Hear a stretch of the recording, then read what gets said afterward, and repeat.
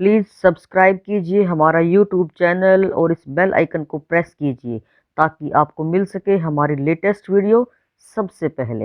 नमस्कार sir. Sir Sahib नमस्कार। Sir क्या नाम है आपका? मेरा नाम कन्हैया सिंधे है।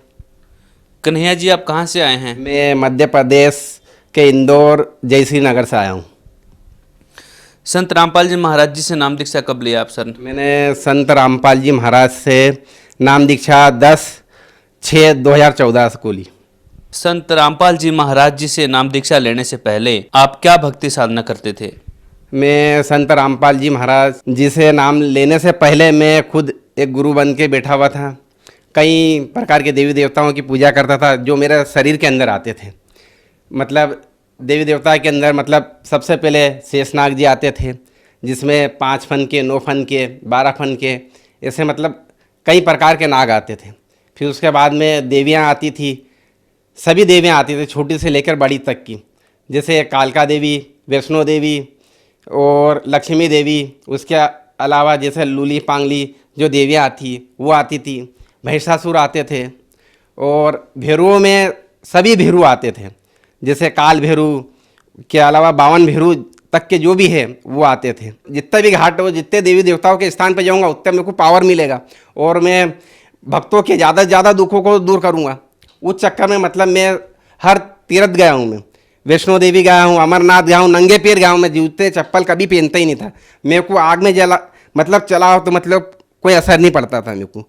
मैं ऊपर से गिर भी जाऊँ तो मेरे को मतलब कोई असर नहीं पड़ता, क्योंकि जब मैं नाग रूप में और रहता था तो चाहे ज़मीन पे 4-4 5-5 किलोमीटर तक पेट के बल मतलब घिसटता हुआ जाता था, क्योंकि उससे मुझे शक्तियाँ मिलती थी, जिससे जो भी व्यक्ति मतलब इलाज के लिए आते थे, दिन दुखी जो भी आते थे, उनके इलाज करता था मैं।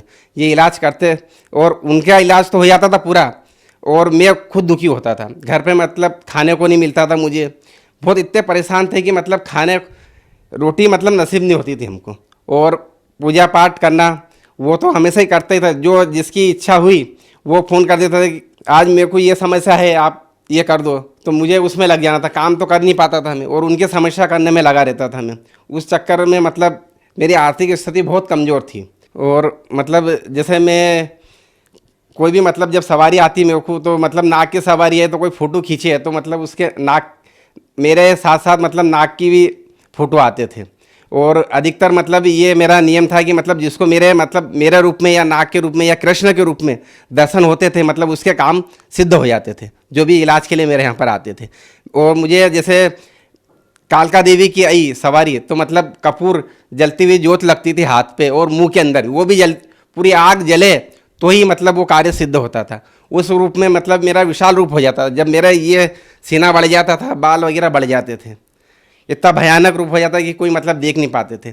यदि कोई मेरा बिना परमिशन के कोई फ़ोटो खींचे तो कैमरा बंद हो जाता था। कई मतलब लोगों ने मतलब वीडियो शूटिंग भी करना चाहिए तो मतलब बिना अनुमति के तो कैमरे बंद हो गए, जब उसके लिए भी अनुमति लेना पड़ती थी। सिर्फ नाम बताते थे और उनका काम हो जाता था कि आप इस काम के लिए आए हो, तो मतलब यहीं पे मतलब बैठे बैठे कि आपके घर में ये समस्या है, तो वास्तव में वही निकलती थी। सिर्फ उनका नाम पूछता था मैं और उनका काम हो जाता था कि आप मतलब इस चीज़ से गुजर रहे हो, आप ये कर दो, तो हो जाती थी। परमात्मा की दया से पहले मैं मंत्र वगैरह नहीं जानता था कि कौन से मंत्र का इसमें ये करते थे, लेकिन जब मैं ध्यान पे बैठता था, परमात्मा जो मंत्र देते उनमें से ऊपर और नीचे का छोड़ के बाकी सभी मंत्रों का जाप करता था। तो जब मैं बैठता था तो ज़मीन से मतलब ये समझ लो 1-1.5 फीट मतलब ऊपर मतलब मेरा स्थान हो जाता था। मेरे जैसे जो जानकार व्यक्ति है, सिद्धि वाले हैं, उनको दिखता था। और उसके बाद में जो देवी देवताओं जो बैठते थे मेरे पास में, बस उनके दर्शन वो भी दिखते थे। मेरे हाथ में नाग होने लिपट जाते थे। कोई मणिधारी है, मैंने मणि देखी भगत जी, कुछ लोगों ने तो छोटी छोटी देखी होगी, मैंने इतनी बड़ी मणि देखी है। जैसे पुलिस वालों की जो बत्ती लाल बत्ती रहती इस टाइप की मतलब देखी, और ऐसी गोल गोल घूमती जब वो रहती और नाक के ऊपर रहती है। क्योंकि मेरे पास तो लिपटते थे बड़े बड़े आके। नागों की दिवाली मनाई जाती, उस दिन मैं भंडारा करता था, उस दिन मेरे कने सब देवी देवता आ जाते थे। और जो मतलब दिव्य दृष्टि वाले हैं मेरे जैसे तांत्रिक लोग, उनको दिखते थे। और मेरे यहाँ पर ऐसे छोटे मोटे तांत्रिक कहीं आते थे उस दिन कि इनसे हम ये विद्या चुरा के ले जाएंगे, इनको अजमा के ले जाएंगे, कहीं ये छोटा मोटा तो नहीं है। और मेरी भक्ति मतलब ये समझ लो कि काल में ही थी, पूर्ण रूप से मैं काल में जाने वाली ही भक्ति थी। और अब जो परमात्मा रामपाल जी महाराज जी की जो भक्ति कर रहा हूँ, ये मोक्ष वाली भक्ति कर रही हूँ मैं। बहुत से बोलते हैं कि जो मतलब दूसरों का दुख हरण करते हैं उनको तकलीफ भी होती है, मैं ये समझता था। लेकिन मुझे जब रामपाल जी महाराज के शरण में गया, जब मुझे मालूम पड़ा कि मैं दूसरों को अपने पुण्य दे रहा हूँ और उनके मतलब पाप ले रहा हूँ, इसलिए मेरे को ये तकलीफ है। जब मैं गुरु जी के शरणों में गया तो मैं इन दुखों से परिपूर्ण मतलब दूर हो गया हूँ। यहाँ तक कि देवी देवता आपके ऊपर आते थे, फिर ये भक्ति साधना छोड़ के फिर आप संत रामपाल जी महाराज के शरण में कैसे आए? क्योंकि वो अंधविश्वास की भक्ति थी इसलिए, और ये कुछ समय के लिए ही सुख दे सकते हैं।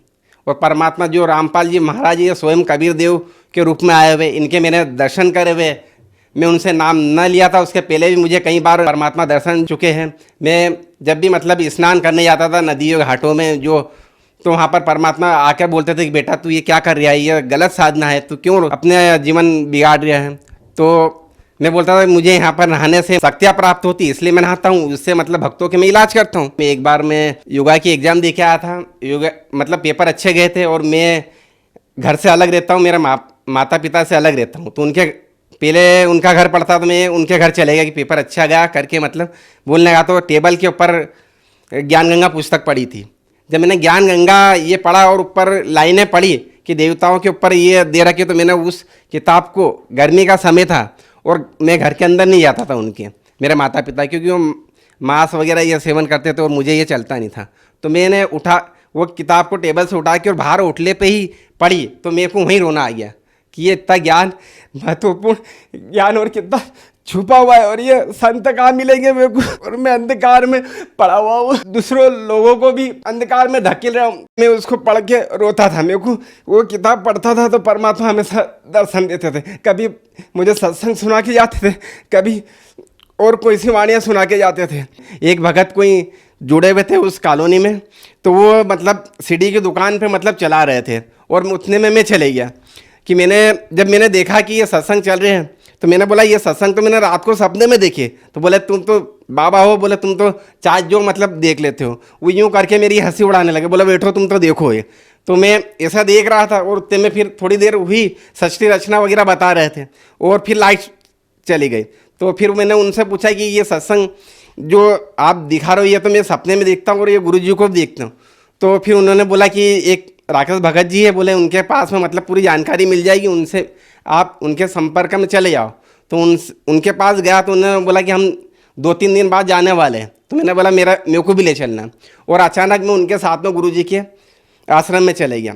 पहले दंडवत प्रणाम करके वहाँ अर्जी लगाई मन में कि मैं जो साधना कर रहा हूँ और जो लोग आते हैं ये मेरे को परेशान ना करे, कि आप इलाज करो, और तुमने इनको क्यों छोड़ दिया, तो मैं मतलब नाम दीक्षा ले लूँगा। तो ऐसा के मतलब मैंने उस समय नाम नहीं लिया था, क्योंकि मेरे तो भगत बहुत सारे हैं, और एकदम मेरे घर पे मंदिर बना हुआ, हनुमान जी का मंदिर है, भैरू जी का है, और अभी बहुत विशाल नागदेव का मंदिर बनने वाला, 5-7 लाख रुपए का मतलब मंदिर बनने वाला है।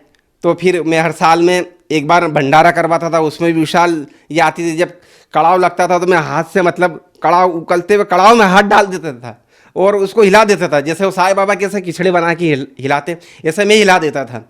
मुझे कुछ नहीं होता था, क्योंकि मेरे को तो पता नहीं अंदर की शक्तियाँ कुछ थी या अपनी, तो उसमें कुछ असर ही नहीं होता था। परमात्मा रामपाल जी महाराज जी से जब अर्जी लगाई तो उन्होंने मतलब ये बिल्कुल क्लियर कर दिया, कोई भगत मतलब आया नहीं। जब मैंने नाम ले लिया तो कोई ने मतलब मेरे को बोला नहीं, और जो आते थे फ़ोन आते थे कि बाबा जी आप मेरा ये इलाज कर दो, तो मैंने उनको विनती कर दी कि आप रामपाल जी महाराज के शरण में चले जाओ, सबसे बड़े गुरु तो वो है, मैं तो कुछ भी नहीं हूँ, मैं तो पाखंडी हूँ, मेरे से कुछ नहीं बनेगा, मैंने सब छोड़ दी, मैं भी खुद चले गया हूँ परमात्मा के शरण में, आप भी जाओ। सबसे अच्छा ज्ञान और सबसे सुलभ सब सुविधाएं मतलब वही दे सकते, बाकी और विश्व में कोई नहीं दे सकते।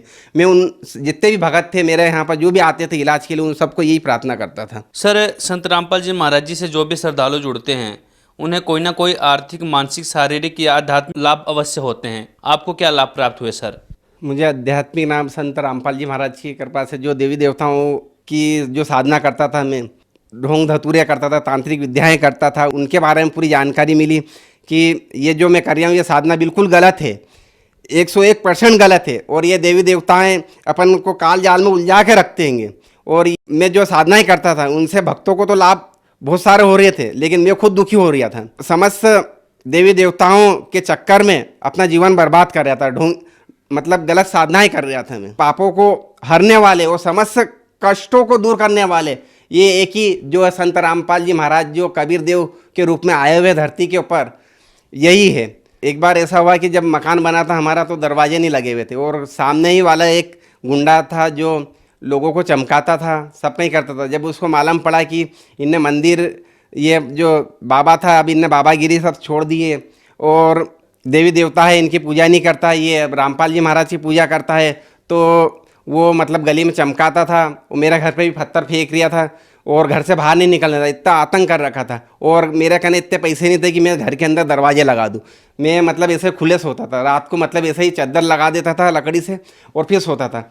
जब उसके आतंक से मतलब वो मतलब मारने को करता था, तो मैंने परमात्मा से अर्जी करी कि परमात्मा आप ही मतलब हमारी रक्षा करो। तो परमात्मा मतलब 8 दिन तक कुर्सी लगा के परमात्मा हम मेरी डेलीज के ऊपर बैठे रहे, बोले बेटा तू चिंता मत कर, मैं तेरे साथ हूँ, तेरा कोई बाल नहीं बांका कर सकता। तो मेरी पत्नी डरती थी, तो परमात्मा भी उसको भी दर्शन दिए, कई बार दर्शन दिए। परमात्मा की जब वो ज्योत लगाती थी, एक ज्ञान गंगा पुस्तक को रख के अलमारी के अंदर, तो परमात्मा ने बोले बेटा तू ऐसी भक्ति करती है, ऐसा दीपक लगाती है जिससे तो नाम ले ले, नाम लेगी तो तेरे पूरे परिवार की 101 पीढ़ी मतलब तार दूंगा मैं। बोला तू नाम ले ले, सतनाम ले ले, फिर देख तेरे ठाट कर दूंगी।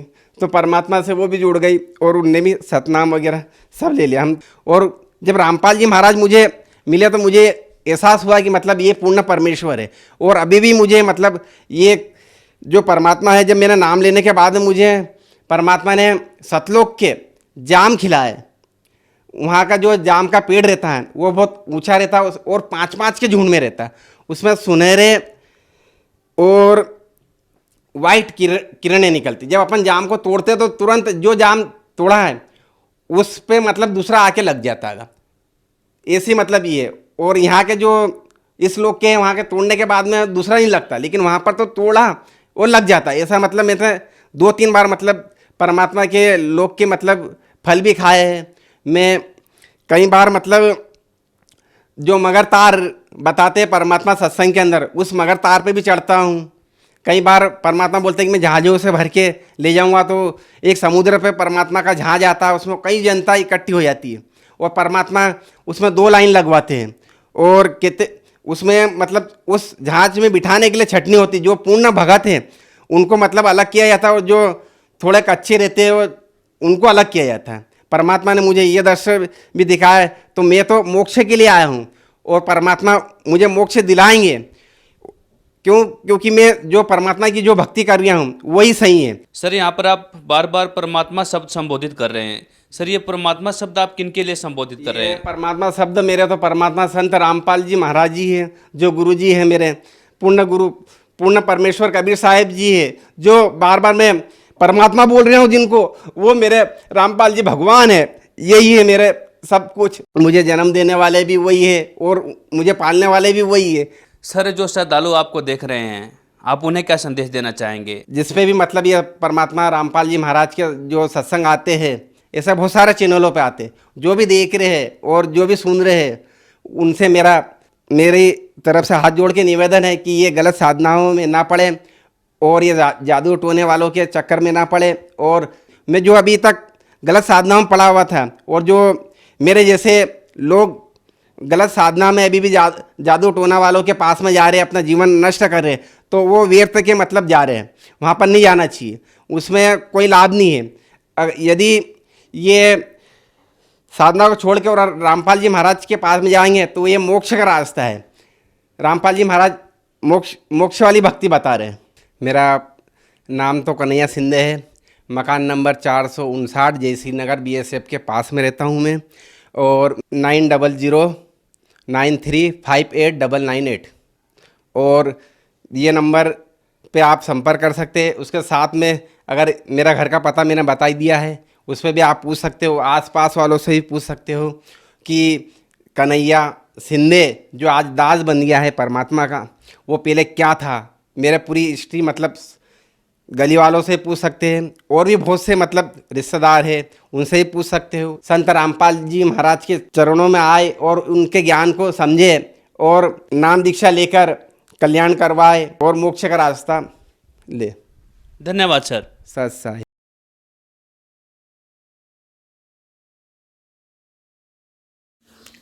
प्लीज़ सब्सक्राइब कीजिए हमारा यूट्यूब चैनल सत्य ज्ञान सागर।